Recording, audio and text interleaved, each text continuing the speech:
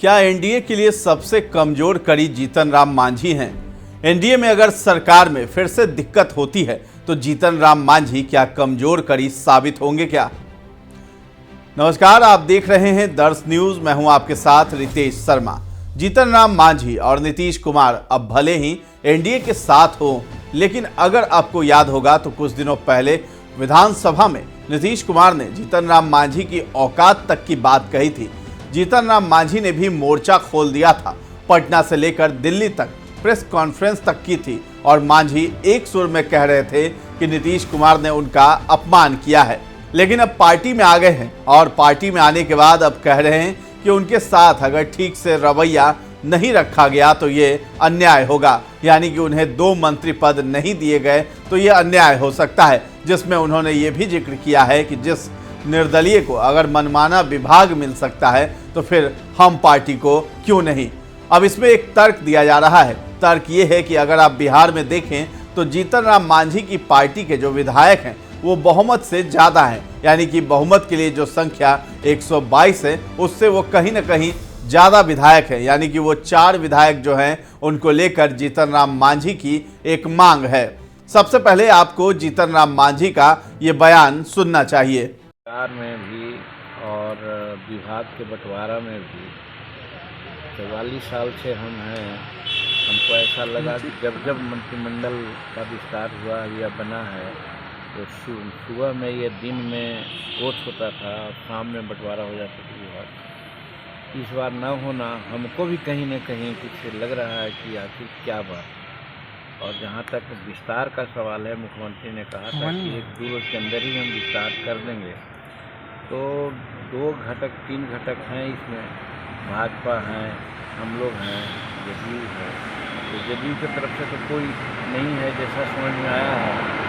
तो भाजपा से कहीं न कहीं इस देने में विलम्ब हो रहा है। हमको मालूम हुआ कि 2 बार दोनों डिप्टी चीफ मिनिस्टर मिले हैं, मामला सॉर्ट आउट हो गया होगा और हम समझते हैं कि 5 तारीख तक विस्तार होगा और विभागों का भी बंटवारा हो जाएगा। और 5 तारीख तक यदि हो जाता है तो इसको विलम्ब नहीं कहा जाएगा। मांझी जी, ये हमारी मांग भी थी आप लोगों के माध्यम से कि हमें 2 मंत्री पद चाहिए। और आपने देखा कि निर्दलीय मंत्री लोग हैं, उनको मंत्री पद दे दिया गया। ठीक है, एक भारतीय जनता जदयू में मिल गए हैं, उनको मिला या मिलेगा, लेकिन निर्दलीय विधायक हैं उनको मिला और मनचाहा विभाग भी मिलने की बात चल रही है।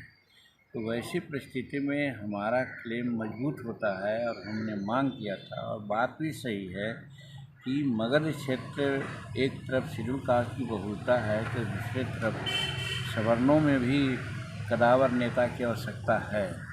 और सवर्णों में कदावर नेता हमारे पास हैं अनिल सिंह, 4 बार विधायक रहे हैं, मंत्री रहे हैं, उन पर किसी प्रकार का आरोप नहीं रहा है।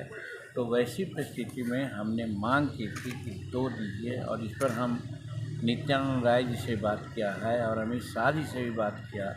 हालांकि अमित शाह जी ने अपने थोड़ा सा उसमें बोले कि थोड़ा मुश्किल लगता है, लेकिन हम समझते हैं कि वो मुश्किल को आसान करना हमारे अमित शाह जी के लिए कोई बड़ी बात नहीं है। इसलिए आज जब पूछ रहे हैं तो पुनः मैं अपनी बात को दोहराता हूँ कि हिंदुस्तानी अवाम मोर्चा सेकुलर को 2 मंत्री पद मिलना चाहिए। और सामाजिक सामंजस्य के लिए भी मगध में एक शेड्यूल कास्ट को मिला है तो एक सवर्ण को भी मिलना चाहिए, ताकि सवर्णों का वोट कंसोलिडेट होकर के हम लोग को मिले। इसलिए हमारी मांग है। तो 5 तारीख को होगा विस्तार। मैं तो समझता हूँ कि आपके माध्यम से अगर ये बात हो रही है तो उनके कानों में जाएगी। हालांकि हम मुख्यमंत्री से भी बात किया है और फिर नित्यानंद राय जी से बात किया है जो कोऑर्डिनेटर थे, और अमित शाह जी से भी बात किया है। सिर्फ भाजपा के लोगों से हमारी बात नहीं हुई है। तो हम भाजपा के लोग से भी बात करना चाह रहे हैं कि आप मेजर दल हैं, तो वैसी परिस्थिति में आप भी इस बात को रखिए कि ताकि हमको 2 पद लगता है। डिमांड यही है कि हमको मिलना चाहिए। अगर नहीं देते हैं तो इनजस्टिस होगा। वैसी परिस्थिति में हम नहीं समझते हैं कि मेरे साथ कोई इनजस्टिस होगा। और मगर में सामाजिक वातावरण को बैलेंस करने के लिए आवश्यकता है कि वहाँ 2 पद हमको मिले, एक शेड्यूल कास्ट का मिला है तो एक सवर्ण को मिला है। महागठबंधन से भी काफ़ी देखिए, डायरेक्ट बात हमसे नहीं हुई, लेकिन हमारे परिवार वालों तक के से पूरी बात हुई।